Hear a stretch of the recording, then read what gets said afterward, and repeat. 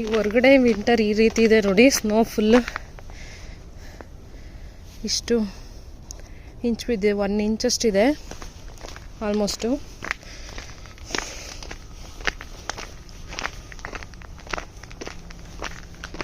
ಈ ರೀತಿ ವೈಪರ್ಸ್ನ ಮೇಲೆ ಎತ್ತೋದ್ರಿಂದ ಸ್ನೋ ಬಿದ್ದಾಗ ಕ್ಲೀನ್ ಮಾಡೋದಕ್ಕೆ ಈಸಿ ಆಗುತ್ತೆ, ಇಲ್ಲಾಂದರೆ ಸ್ವಲ್ಪ ಕಷ್ಟ ಆಗುತ್ತೆ. ನಾವು ಟ್ರ್ಯಾಶನ್ನು ಹೊರಗಡೆ ಬಿಸಾಕಬೇಕಂದ್ರೆ ಇಷ್ಟು ಕೋಲ್ಡಲ್ಲಿ ಬರಲೇಬೇಕು ಹೊರಗಡೆ.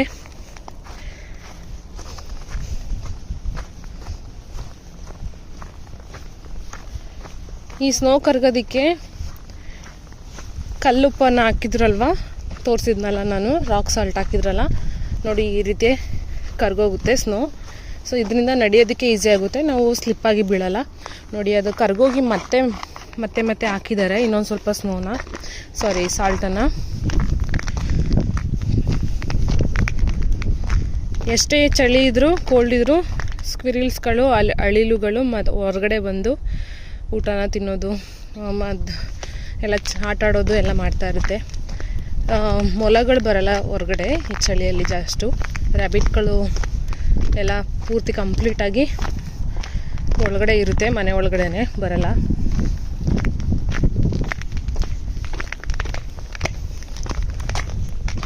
ಈಗ ಹೊರಗಡೆ ಎಷ್ಟು ಚಳಿ ಇದೆ ಅಂತೇಳಿದ್ರೆ -30 ಡಿಗ್ರಿ ಇದೆ. ಇದು ಬಿಸಿ ನೀರು, ಮಳ್ಳ ನೀರನ್ನ ತೊಗೊಂಡ್ಬಂದು ಹೊರಗಡೆ ನಾವು ಚೆಲ್ಲಿದ್ರೆ ಅದು ಕೂಡ ಐಸ್ ಆಗಿಬಿಡುತ್ತೆ, ಪೂರ್ತಿ ಎಲ್ಲ ವೇಪರ್ ಆಗಿ ಹೋಗುತ್ತೆ. ಅಮೆರಿಕಾದಲ್ಲಿ ಮನೆ ಖಾಲಿ ಮಾಡೋಕ್ಕೂ ಮುಂಚೆ ನಾವು ಮನೆಯನ್ನು ಯಾವ ರೀತಿ ಕ್ಲೀನ್ ಮಾಡಿ ಕೊಡಬೇಕು, ಯಾವ್ಯಾವ ಪ್ರೊಸೀಜರ್ ಇರುತ್ತೆ ಅನ್ನೋದನ್ನು ನಾನು ಇವತ್ತು ನಿಮಗೆ ತಿಳಿಸ್ಕೊಡ್ತೀನಿ, ಬನ್ನಿ. ಕಾರ್ಪೆಟನ್ನು ಕಂಪ್ಲೀಟಾಗಿ ವ್ಯಾಕ್ಯೂಮ್ ಮಾಡಿ ನೀಟಾಗಿ ಕ್ಲೀನ್ ಮಾಡಿಕೊಡ್ಬೇಕು. ಸೊ ನಾವು ಓನಾಗಿ ಕ್ಲೀನ್ ಮಾಡ್ಬೋದು, ಇಲ್ಲ ಅಂತೇಳಿದ್ರೆ ಕಾರ್ಪೆಟ್ ಕ್ಲೀನ್ ಮಾಡೋ ಕಂಪನಿ ಇರುತ್ತೆ, ಆ ಕಂಪನಿ ಕಾಲ್ ಮಾಡಿದ್ರೆ ಅವ್ರು ಬಂದು ಕ್ಲೀನ್ ಮಾಡಿಕೊಡ್ತಾರೆ.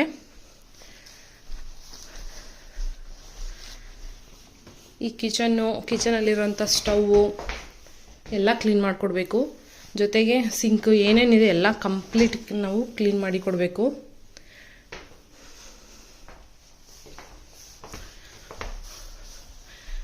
ವಾಲಲ್ಲಿ ಏನಾದರೂ ಮಕ್ಕಳು ಏನಾದರೂ ಪೇಂಟ್ ಮಾಡಿದರೆ ಅಥವಾ ಸ್ಕ್ರ್ಯಾಚ್ ಮಾಡಿದರೆ ಅದನ್ನು ಕೂಡ ನಾವು ಪೇಂಟ್ ಮಾಡಿ ಬಿಡಬೇಕು. ಇಲ್ಲ ಅಂತ ಹೇಳಿದ್ರೆ ಅವರು ಅಡ್ವಾನ್ಸ್ ತೊಗೊಂಡಿರ್ತಾರೆ, ಅಡ್ವಾನ್ಸು ಬಂದು 2 ಲಕ್ಷ ಅಡ್ವಾನ್ಸ್ ತೊಗೊಂಡಿರ್ತಾರೆ, 1 ತಿಂಗಳು ಬಾಡಿಗೆನ ತೊಗೊಂಡಿರ್ತಾರೆ, ಅದರಲ್ಲಿ ನಮಗೆ ಕಟ್ ಮಾಡಿ ಕೊಡ್ತಾರೆ. ಸೊ ಆ ರೀತಿ ನಮಗೆ ಕಟ್ ಮಾಡಿ ಕೊಡಬಾರ್ದು ಅಂತ ಹೇಳಿದ್ರೆ ನಾವು ಎಲ್ಲ ನೀಟಾಗಿ ಕ್ಲೀನ್ ಮಾಡಿಕೊಡ್ಬೇಕು. ಈವನ್ ಯಾವುದೇ ರೀತಿ ಸ್ಟೇನ್ ಇರಬಾರ್ದು, ಎಲ್ಲೂ ಒಂದು ಸ್ವಲ್ಪನೂ ಸ್ಟೇನ್ ಇರಬಾರ್ದು, ಆ ರೀತಿ ನಾವು ನೋಡ್ಕೊಳ್ಬೇಕು. ಮತ್ತು ಅವರು ನಮಗೆ ಮನೆ ಕೊಡಬೇಕಾದ್ರೆ ಒಂದು ಲಿಸ್ಟನ್ನು ಕೊಡ್ತಾರೆ, ಏನೇನು ಕೊಟ್ಟಿದ್ದಾರೆ ಅವ್ರು ನಮಗೆ, ಯಾವ ಕಂಡೀಷನಲ್ಲಿದೆ, ಗುಡ್ ಕಂಡೀಷನಲ್ಲಿದೆಯಾ, ಬ್ಯಾಡ್ ಕಂಡೀಷನಲ್ಲಿದೆಯಾ ಅನ್ನೋದನ್ನು ನಾವು ಟಿಕ್ ಮಾಡಿ ಕೊಡಬೇಕು. AC ಚೆನ್ನಾಗಿದೆಯಾ, ಡಿಶ್ ವಾಷರ್ ಚೆನ್ನಾಗಿದೆಯಾ, ಸ್ಟವ್ ಚೆನ್ನಾಗಿದೆಯಾ, ಗ್ಯಾಸ್ ಬರ್ತಾ ಇದೆಯಾ, ಮತ್ತು ಫ್ಯಾನ್ಗಳಿದೆಯಾ, ಲೈಟ್ಸ್ ಇದೆಯಾ, ಆ ಬ್ಲೈಂಡ್ಸು ಅದನ್ನು ಕೂಡ ಕನ್ಸಿಡರ್ ಮಾಡ್ತಾರೆ. ಆ ಬ್ಲೈಂಡ್ಸ್ ಕೂಡ ಚೆನ್ನಾಗಿದೆಯಾ, ಚೆನ್ನಾಗಿಲ್ವಾ, ಏನು ಮುರಿದೋಗಿದೆ ಅನ್ನೋದನ್ನೆಲ್ಲ ನಾವು ಸ್ಟಾರ್ಟಿಂಗು ಮನೆಗೆ ಬರೋಕ್ಕೂ ಮುಂಚೆ ಟಿಕ್ ಮಾಡಿ ಕೊಡಬೇಕು. ಸೊ ನಾವು ಮತ್ತೆ ವೆಕೇಟ್ ಮಾಡಬೇಕಾದ್ರೆ ಅವ್ರು ಯಾವ ಕಂಡೀಷನಲ್ಲಿ ನಮಗೆ ಮನೆ ಕೊಟ್ಟಿರ್ತಾರೋ ಅದೇ ಕಂಡೀಷನಲ್ಲಿ ನಾವು ಕೊಡ್ಬೋದು.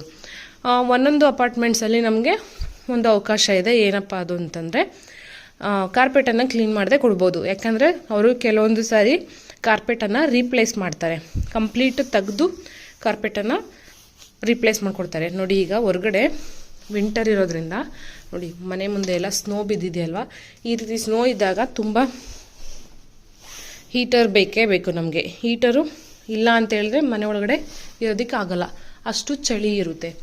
ಯಾಕೆಂತೇಳಿದ್ರೆ ಅಮೇರಿಕಾದಲ್ಲಿ 6 ತಿಂಗಳು ಸ್ನೋ ಇದ್ದರೆ 6 ತಿಂಗಳು ನಾರ್ಮಲ್ ವೆದರ್ ಇರುತ್ತೆ. ಅಂದರೆ ಸೂರ್ಯ ಬರೋದು ಲೈಕ್ ಬೆಳಗ್ಗೆ 6 ಗಂಟೆಗೆ ಬಂದರೆ ನವಂಬರ್ ಮಂತಲ್ಲಿ ಬೆಳಗ್ಗೆ 7 ಗಂಟೆ 8 ಗಂಟೆ ಆಗುತ್ತೆ, ಮತ್ತು ರಾತ್ರಿ 5 ಗಂಟೆಗೇ ಕತ್ಲೆ ಆಗಿಬಿಡುತ್ತೆ.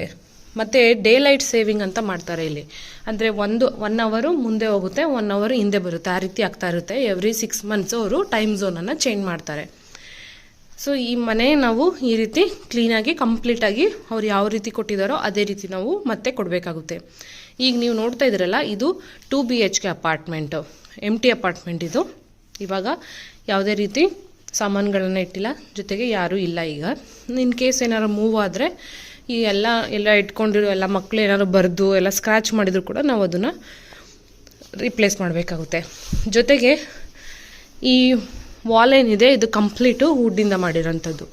ಫೈರ್ ಏನಾದ್ರು ಬಂದರೆ ಬೇಗ ಫೈರ್ ಬರೋ ಚಾನ್ಸಸ್ ಇರುತ್ತೆ. ಸೊ ಅದಕ್ಕೋಸ್ಕರ ಇಲ್ಲಿ ಫೈರ್ ಡಿಟೆಕ್ಟರ್ ಇರುತ್ತೆ. ಈವನ್ ನಾವು ಗಂಧದ ಕಡೆ ಹಚ್ಚಿದ್ರು ಕೂಡ ಫೈರ್ ಡಿಟೆಕ್ಟರ್ ಇದೆ, ಸ್ಮೋಕ್ ಡಿಟೆಕ್ಟರ್ ಇದೆ, ಇಮ್ಮಿಡಿಯೇಟಾಗಿ ಫೈರ್ ಅಂತ ಪಡ್ಕೊಳ್ಳುತ್ತೆ. ಸೊ ಅದಕ್ಕೆ ನಾವು ಏನು ಮಾಡ್ತೀವಿ, ಸಾಧ್ಯ ಆದಷ್ಟು ದೇವ್ರ ಮನೆಯನ್ನು ನಾವು ದೂರ ಇಡೋದಕ್ಕೆ ಟ್ರೈ ಮಾಡ್ತೀವಿ. ಈವನ್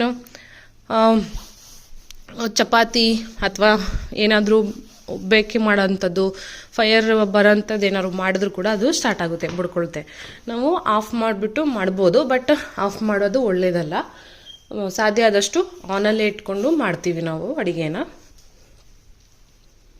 ಸೊ ನೋಡಿದ್ರಲ್ಲ ಈ ಅಪಾರ್ಟ್ಮೆಂಟ್ ಟೂರ್ ನಿಮ್ಗೆ ಹೇಗೆ ಅನ್ನಿಸ್ತು? ಈಗ ನೀವು ನೋಡ್ತಾ ಇರೋದು ಇದು ಲಿವಿಂಗ್ ರೂಮು 2 BHK ಅಲ್ಲಿ. ಇಲ್ಲಿ 1 BHK ಅಪಾರ್ಟ್ಮೆಂಟಲ್ಲಿ 1 ಬೆಡ್ರೂಮು. ಇಲ್ಲಿ ಮಕ್ಕಳಿಗೆ ನಾವು ಎಲ್ಲ ರೆಡಿ ಮಾಡ್ಕೊಡ್ಬೋದು, ಬೆಡ್ ಎಲ್ಲ ಕೊಡ್ಬೋದು. ಇಲ್ಲಿ ಕ್ಲಾಸೆಟ್ ಕೂಡ ಇದೆ ವಿತ್ ಮಿರರು ಒಳಗಡೆ. ಇನ್ನೊಂದು ಬೆಡ್ರೂಮ್ ಬಂದು ನಾವು ಕಿಂಗ್ ಬೆಡ್ ಸೈಜ್ ಹಾಕೋಬೋದು ಪೇರೆಂಟ್ಸ್ಗೆ. ಇದು ಇಲ್ಲಿ ಕೂಡ ನಾವು ಎಲ್ಲ ಆರ್ಗನೈಸ್ ಮಾಡ್ಕೋಬೋದು. ಜೊತೆಗೆ 2 ಕ್ಲಾಸೆಟ್ಸ್ ಇರುತ್ತೆ, ಬಿಗ್ ಕ್ಲಾಸೆಟ್ಸು. ವಾಟರ್ ರೂಮು ಈ ರೀತಿ ಇರುತ್ತೆ. ವಾಟರ್ ರೂಮಲ್ಲಿ ಶವರು ಎಲ್ಲ ಕಂಪ್ಲೀಟ್ ಎಲ್ಲ ಒಳಗಡೆನೇ ಇರುತ್ತೆ. ಇಲ್ಲಿ ಸಪ್ರೇಟು ಬಾತ್ರೂಮ್ ಬೇರೆ, ಟಾಯ್ಲೆಟ್ ಬೇರೆ ಆ ರೀತಿ ಎಲ್ಲ ಇರೋಲ್ಲ, ಎಲ್ಲ ಕಂಪ್ಲೀಟು ಒಂದೇ ಕಡೆ ಇರುತ್ತೆ. ಜೊತೆಗೆ ನೀವು ನೋಡ್ತಾ ಇರೋದು ಇಲ್ಲಿ ಹಾಟ್ ವಾಟರು ಮತ್ತು cold water. Hot water compulsory ಬೇಕೇ ಬೇಕು ಇಲ್ಲಿ, ಯಾಕಂತ ಹೇಳಿದ್ರೆ ತುಂಬ ಕೋಲ್ಡ್ ಇರೋದ್ರಿಂದ ನಮಗೆ ತಣ್ಣೀರನ್ನ ಉಪಯೋಗಿಸೋಕ್ಕಾಗಲ್ಲ. ಟ್ಯಾಪಲ್ಲಿ ಬರೋ ವಾಟರು ಐಸ್ ವಾಟರ್ ಥರ ಬರ್ತಾ ಇರುತ್ತೆ. ಸೊ ಆವಾಗ ನಾವೇನು ಮಾಡ್ಬೋದು, ಹಾಟ್ ವಾಟರನ್ನ ಉಪಯೋಗಿಸ್ಕೊಳ್ಬೋದು. ನೋಡಿದ್ರಲ್ಲ, ಈ ವಿಡಿಯೋ ನಿಮ್ಗೆ ಇಷ್ಟ ಆದರೆ ಲೈಕ್ ಮಾಡಿ, ಶೇರ್ ಮಾಡಿ, ನಿಮ್ಮ ಅಭಿಪ್ರಾಯನ ಕಮೆಂಟ್ ಮೂಲಕ ತಿಳಿಸೋದನ್ನು ಮರಿಬೇಡಿ. ಸಾಧ್ಯ ಆದಷ್ಟು ನಮ್ಮ ಚಾನಲನ್ನು ವೀಡಿಯೋಸ್ನ ನೋಡೋದಕ್ಕೆ ಟ್ರೈ ಮಾಡಿ. ಯಾಕಂತ ಹೇಳಿದ್ರೆ ನಾವು ಎಲ್ಲ ರೀತಿ ಅಮೇರಿಕನ್ಸ್ ವೀಡಿಯೋಸನ್ನು ನಾನು ಹಾಕ್ತಾ ಇರ್ತೀನಿ. ನಿಮಗೆ ಯಾವ ವಿಡಿಯೋ ಇಷ್ಟ ಆಯ್ತು ಅನ್ನೋದನ್ನು ಕಮೆಂಟ್ ಮೂಲಕ ತಿಳಿಸಿ. ಈ ವಿಡಿಯೋನ ತಪ್ಪದೆ ಲೈಕ್ ಮಾಡೋದನ್ನು ಮರಿಬೇಡಿ, ಯಾಕಂದರೆ ನಾವು ನಿಮ್ಮ ಲೈಕು ನಮಗೆ ಉಪಯೋಗಕ್ಕೆ ಬರುತ್ತೆ. ಯಾಕಂತ ಹೇಳಿದ್ರೆ ಯೂಟ್ಯೂಬು ಲೈಕ್ಸನ್ನು ಕನ್ಸಿಡರ್ ಮಾಡಿ ವಿಡಿಯೋನ ಪ್ರಮೋಟ್ ಮಾಡುತ್ತೆ. ನಿಮಗೆ ಈ ವಿಡಿಯೋ ಇಷ್ಟ ಆದರೆ ತಪ್ಪದೆ ಲೈಕ್ ಮಾಡಿ, ನಿಮ್ಮ ಅಭಿಪ್ರಾಯನ ಕಮೆಂಟ್ ಮೂಲಕ ತಿಳಿಸೋದನ್ನು ಮರಿಬೇಡಿ. ಮತ್ತು ನಿಮಗೆ ಯಾವ ರೀತಿ ವೀಡಿಯೋಸ್ ಬೇಕು ಅನ್ನೋದನ್ನು ಕೂಡ ನೀವು ಕಮೆಂಟ್ ಮೂಲಕ ತಿಳಿಸ್ಬೋದು, ನಾವು ವೀಡಿಯೋಸನ್ನು ಮಾಡ್ತೀವಿ. ಅಮೇರಿಕಾದಲ್ಲಿ ಡೆಲಿವರಿ ಯಾವ ರೀತಿ ಮಾಡ್ತಾರೆ, ಇಂಡಿಯಾ ವರ್ಸಸ್ ಅಮೇರಿಕಾದ ಡೆಲಿವರಿ ವೀಡಿಯೋಸು ನಾನು ಹಾಕ್ತಾಯಿದ್ದೀನಿ. ಆ ವೀಡಿಯೋಸ್ ನೀವೇನಾದ್ರು ನೋಡಿಲ್ಲ ಅಂತ ಹೇಳಿದ್ರೆ ಈಗಲೇ ಹೋಗಿ ನೋಡಿ. ಮತ್ತೆ ಹೊಸ ವೀಡಿಯೋದಲ್ಲಿ ನಿಮ್ಮನ್ನು ಭೇಟಿ ಆಗ್ತೀವಿ. ಅಲ್ಲಿವರೆಗೂ ನಮಸ್ಕಾರ.